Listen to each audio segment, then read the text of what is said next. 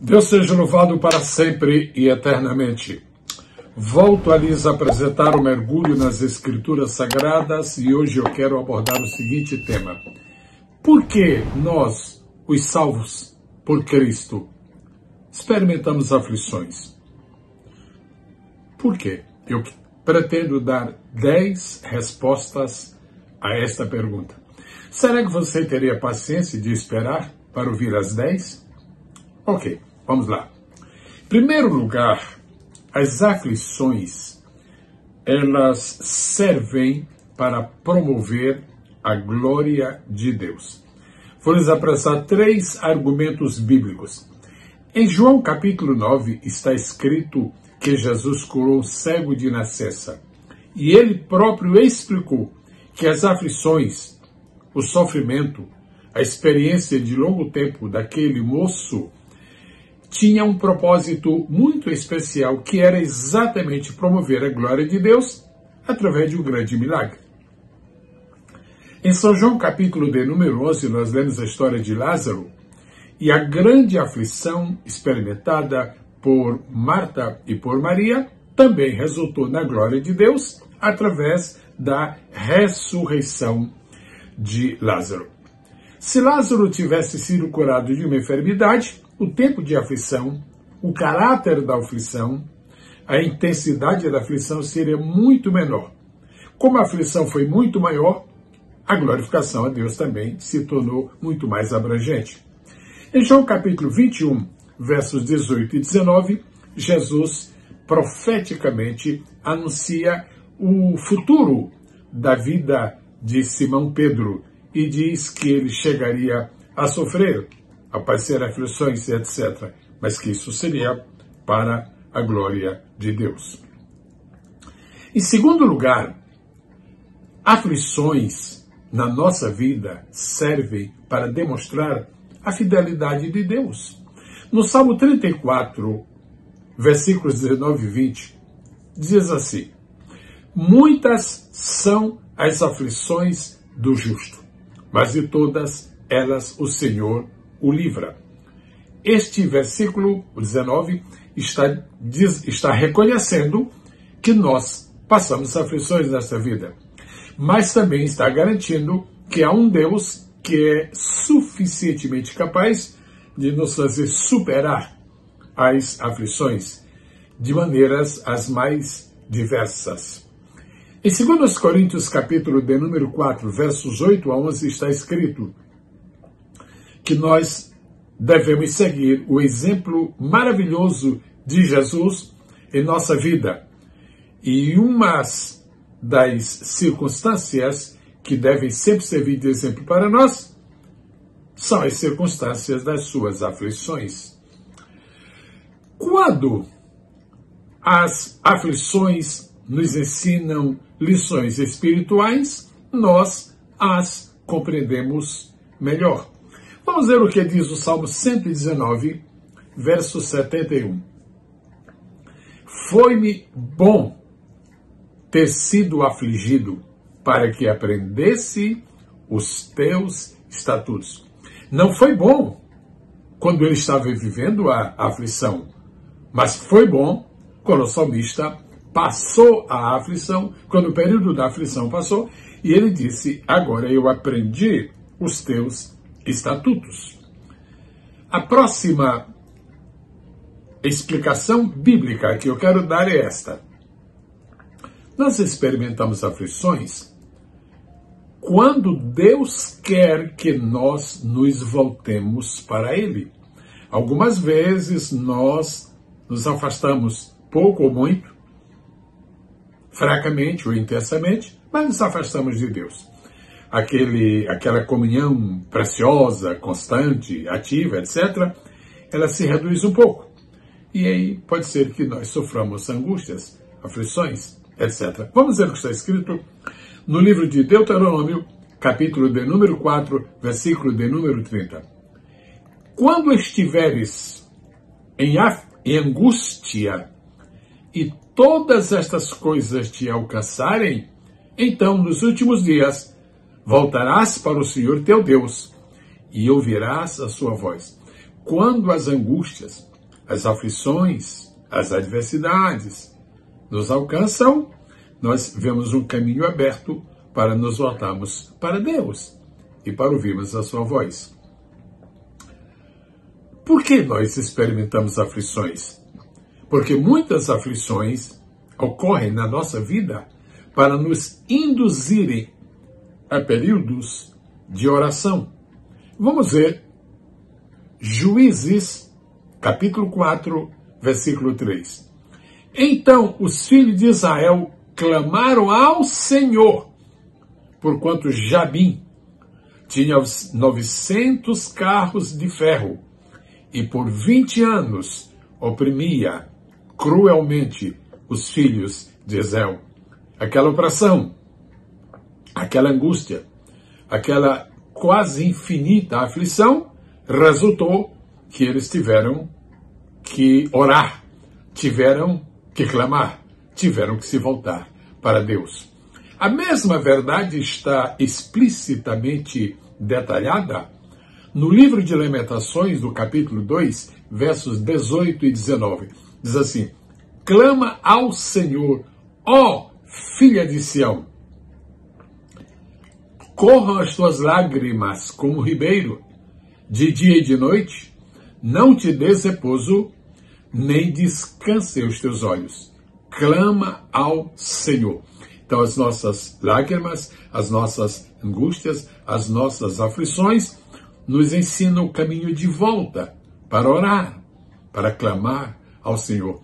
Na mesma direção, nós encontramos Lamentações de Jeremias, capítulo de número 2, verso 19. Diz assim: levanta-te, clama de noite, no princípio das vigias, derrama o teu coração como águas diante do Senhor, levanta a Ele as tuas mãos pela vida de teus filhinhos que desfalecem de fome à entrada de todas as ruas. Como este aspecto das aflições é muito interessante, eu quero ainda mencionar Oséias, capítulo 5, versículo 15, diz assim: irei e voltarei para o meu lugar, até que se reconheçam os culpados e busquem a minha face, estando eles aflitos, ansiosamente me buscarão. Às vezes, muitas vezes acontece que só nos lembramos de buscar realmente ao Senhor quando as aflições acontecem. Uma outra maneira de entender o propósito das aflições na nossa vida é esta: elas muitas vezes nos convencem de nossas faltas, não apenas de nossas fraquezas, mas de nossas faltas mesmo, de nossos pecados. Vamos ver. Números capítulo 21, versículo 7. Pelo que o povo veio a Moisés, o povo estava em grande aflição, pelo que o povo veio a Moisés e disse: pecamos, porque temos falado contra o Senhor e contra ti. Ora ao Senhor, para que tire de nós estas serpentes. Moisés, pois, orou ao Senhor. Por que nos sobrevêm tantas aflições? Porque muitas vezes as aflições põem à prova a nossa obediência, a nossa fé e a nossa paciência. Foi assim, por exemplo, com Abraão. Deus queria deixar um exemplo de obediência, de fé e de paciência, e então permitiu que Abraão sofresse uma grande aflição, que foi a de levar o seu filho até instantes antes de seu sacrifício. Gênesis 22, 1 e 2, o princípio do capítulo diz assim: sucedeu depois dessas coisas que Deus provou a Abraão, dizendo: Abraão! E este respondeu: eis-me aqui. Prosseguiu Deus: toma agora teu filho, o teu único filho Isaque, a quem amas, vai à terra de Moriá e oferece-o ali em holocausto sobre um dos montes que te hei de mostrar. Naquele momento, claro, é absolutamente concebível que a partir daquele momento o coração de Abraão ficou aflito. Claro, Mas a aflição resultou em que ele foi aprovado por sua obediência, por sua fé e por sua fidelidade. Para que servem as nossas aflições? Elas servem também para exercitar a nossa paciência. Em Romanos capítulo 5, versículo 3 diz: e não somente isto, mas também gloriemo-nos nas tribulações, sabendo que a tribulação produz a paciência. Em outra versão diz, produz a perseverança. Tiago, capítulo 1, versículo 3. Sabendo que a provação da vossa fé produz a paciência. 1 Pedro, capítulo 2, versículo 20. Pois que glória é essa, se, quando cometeis pecado e sois por isso esbofeteados, sofreis com paciência? Mas, se, quando fazeis o bem e sois afligidos, o sofrer com paciência é agradável a Deus. Por que acontecem períodos de grande aflição na nossa vida? Muitas vezes as aflições vêm para produzirem períodos de avivamento. Segundo Crônicas, capítulo 7, versos 13 e 14. Se eu cerrar o céu, de modo que não haja chuva, ou se ordenar os gafanhotos que consumam a terra, ou se enviar a peste entre o meu povo, ou seja, uma associação de aflições, se o meu povo, que se chama pelo meu nome, se humilhar e orar e buscar a minha face e se desviar dos seus maus caminhos, então eu ouvirei dos céus e perdoarei os seus pecados e sararei a sua terra. Glória a Deus. Há mais uma razão, há mais um motivo pelo qual nós experimentamos aflições. É que elas podem também cooperar para o progresso do Evangelho. Verdade. Vamos ver Filipenses 1 e 12. E quero, irmãos, que saibais que as coisas que me aconteceram, aflições, as coisas que me aconteceram têm antes contribuído para o progresso do Evangelho. Na verdade, você e eu nunca sabemos o verdadeiro propósito de uma aflição, mas Deus nos ajude para possuirmos uma profunda consciência espiritual, para produzirmos dentro de nossa vida aquele sentimento de submissão a Deus, de dedicação a Deus e de gratidão a Deus por todas as coisas que nos acontecem. Lembram-se de Tessalonicenses 5, em tudo dai graças. Deus nos ajude, agora e sempre, a termos um entendimento muito perfeito a respeito do propósito das nossas aflições. E termino dizendo que a Bíblia diz claramente que as nossas aflições não podem se comparar com aquilo que está reservado para nós do outro lado. E chegaremos lá para uma vida eterna.